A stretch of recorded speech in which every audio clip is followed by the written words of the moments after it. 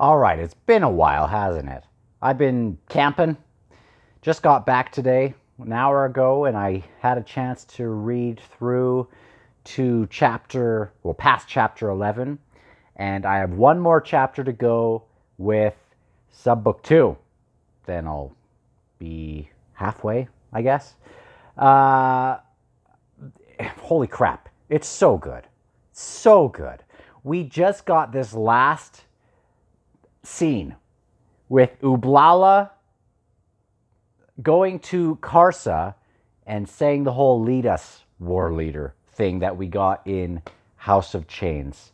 I am so stinking excited about that. Karsa fought a Segula, which I'm pretty sure I mentioned at one point that either he would fight a Segula or maybe Rulad would fight a Segula. But there's just so much going on, and it's so exciting. Ikariam watched Karsa fight this Segula.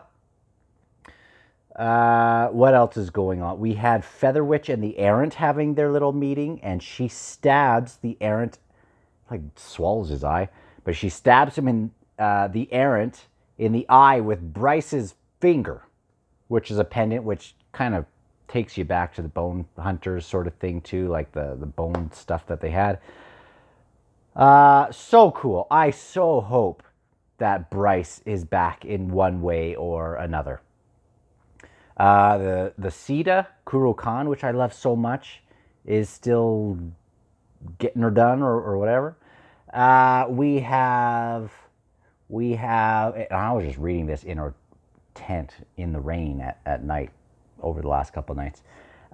We have kind of more clear indication that there is going to be, there's this war between the Warrens and the Holds or whatever So Master of the Deck, Perrin, and Master of the Holds, the Errant, right?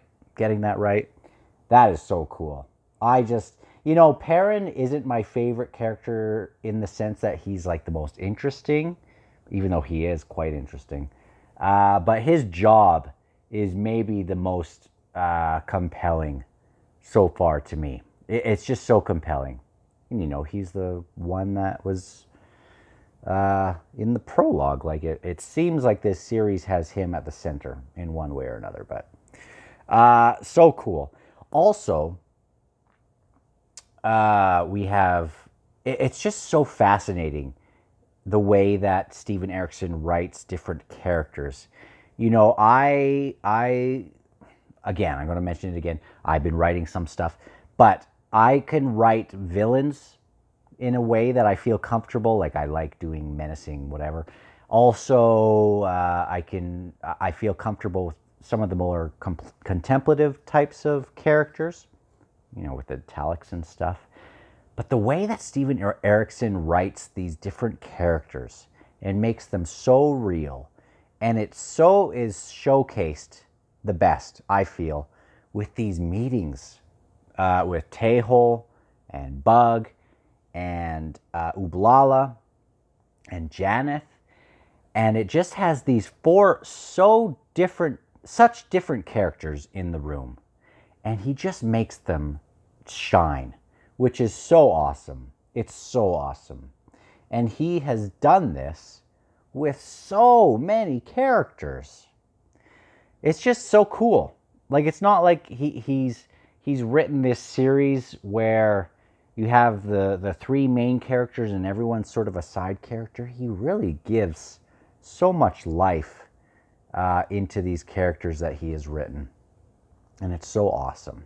Now, with this war between the Holds and the Tiles, we also have Kroll, who is on the deck side because I still don't totally understand that, but he's like the maker of the Warrens and it's like tied to his blood and stuff. I'm starting to wonder. Sorry, I was just wondering this today as I was reading chapter 11. This thing that happened, all these bones in the Imperial Warren. And, kind of swept away as far as I can understand. swept away into the Imperial War and kind of tied to Calor and what he did. And I just wonder, how old is Icarium? Was Icarium sort of the tool that this happened? I'm just wondering about what's going to happen on this continent. If Icarium, it keeps being implied that you don't want to be around and the whole city's going to come down if he starts giving her, right? That's the technical term. And I just wonder if those bones, obviously lots of, I just wonder about that. How old is Icarium and how long has he been around? And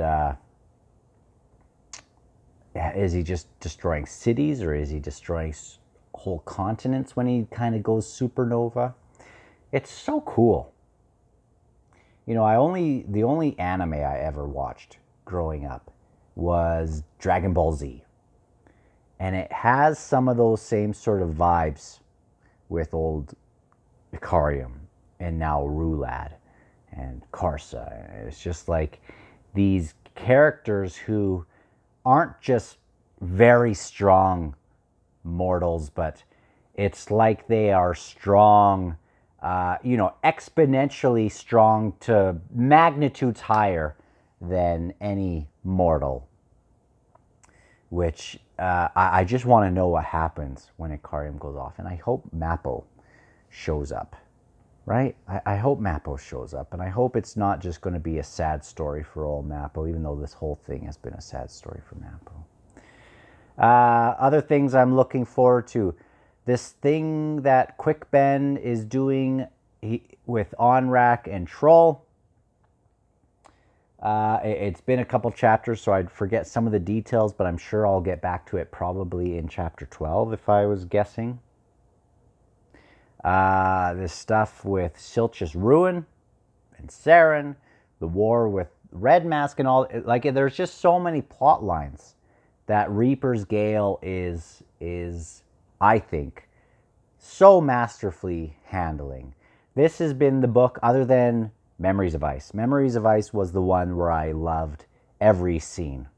And I loved, I loved following every single moment. And I'm almost there with Reaper's Gale, other than there are some things that are kind of low lights a little bit. The stuff with Red Mask is very cool. But, maybe the stuff with the Atraprida and Brawl maybe are a little bit of a low light, but I'm still really invested in that as well. Very, very awesome. I am so excited for the last half of this book, because the first half, even in Memories of Ice, which I would consider my favorite so far, even in there, even though I was so excited, I was so excited about the Kachane Shamal. I wasn't really into Gruntle and Stawny and stuff early on in, and Picker and Blend, was it? I wasn't super into them. So, but in Reaper's Gale, I have been very invested with almost everyone. And I am super excited to see where this goes.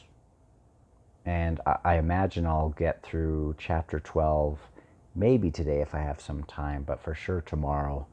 And maybe I'll have some stuff to say, maybe I won't, but we'll see. And I'll talk to you guys on the next one, whenever that is.